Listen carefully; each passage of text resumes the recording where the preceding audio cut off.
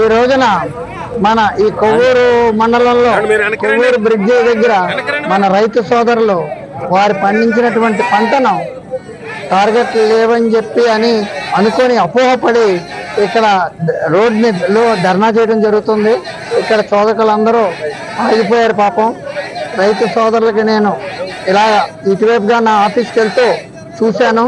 ఇలాగా ఇమీడియట్గా జేసీ గారు, మన డిఎం గారు, కొవ్వూరు ఆర్డీఓ గారు కూడా ఇమీడియట్గా స్పాట్కి వచ్చారు. పోలీస్ అధికారులు కూడా ట్రాఫిక్ని కంట్రోల్ చేస్తున్నారు. రైతు సోదరులారా, మీరు ఏమీ కంగారు పడవద్దు. మీరు పండించిన ప్రతి గింజను ప్రభుత్వం కొనుగోలు చేస్తుంది. మేము ఇప్పుడు ఇమీడియట్గా 1500 ఎంటీలు మెట్రిక్ టన్నులు అన్ని కొనుగోలు చేయమని ఇప్పుడే నేను ప్రభుత్వం జేసీ గారికి, అదేవిధంగా ఆర్డీఓ గారికి, మా డిఎం గారికి ఇన్స్ట్రక్షన్స్ ఇస్తున్నాను. ఇక్కడ స్పాట్ లో ఇప్పుడు ఇమీడియట్ గా మీ ధాన్యాన్ని అన్న ఆర్ఎస్కేలకు కూడా వెళ్లే విధంగా నేను ఇప్పుడు ఇన్స్ట్రక్షన్స్ ఇచ్చాను.